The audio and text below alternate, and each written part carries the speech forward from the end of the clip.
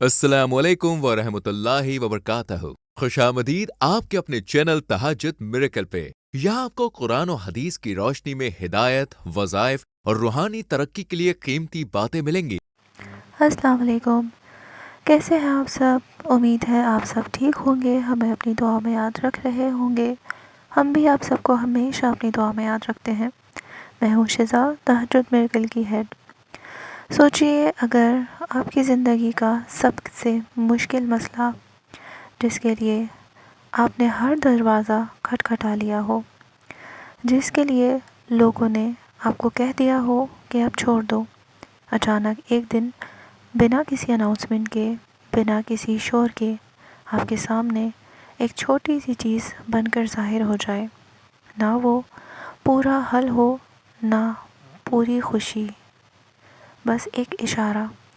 लेकिन उस इशारे के बाद आपका दिल ज़ोर से कह उठे, अल्लाह सुन रहा है।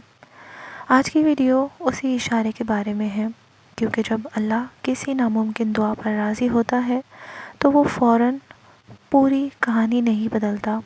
वो पहले एक छोटा सा राज खोलता है, और जो बंदा उस राज को पहचान लेता है, उसकी ज़िंदगी फिर वैसे नहीं रहती जैसे पहले थी।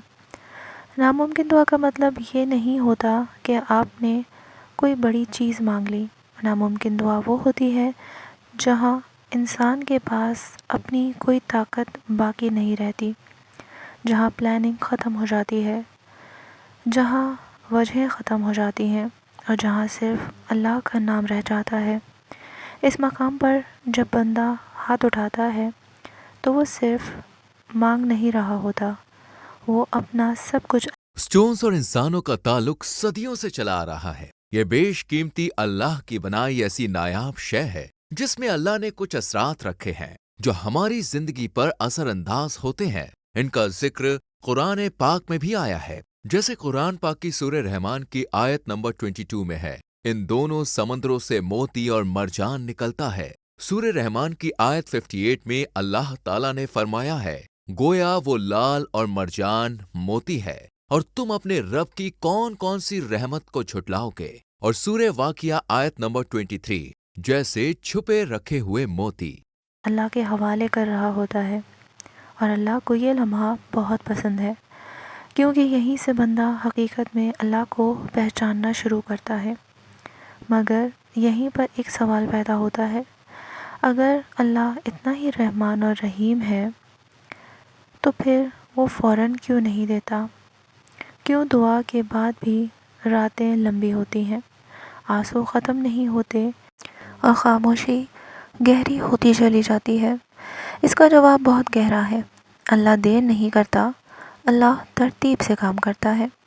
वो पहले बंदा तैयार करता है, फिर हालात, फिर वक्त, और फिर वो नतीजा देता है जो सिर्फ अल्लाह ही दे सकता है। अगर अल्लाह फ़ौरन दे दे तो शायद बंदा उस रहमत को संभाल ही ना पाए। जब अल्लाह किसी नामुमकिन दुआ पर राज़ी होता है तो सबसे पहले वो आपके अंदर कुछ बदलता है। अचानक आपका दिल उन चीज़ों से उठ जाता है जिन पर आप कभी भरोसा किया करते थे। लोग, प्लान, उम्मीदें, सब धीरे धीरे पीछे हटने लगती हैं, और फिर एक दिन अल्लाह एक छोटी सी चीज़ ज़ाहिर करता है।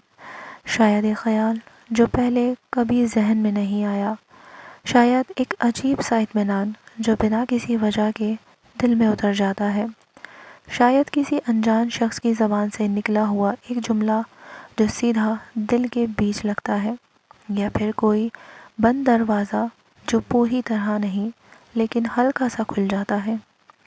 ये छोटी चीज़ असल में छोटी होती ही नहीं, ये अल्लाह का इशारा होता है।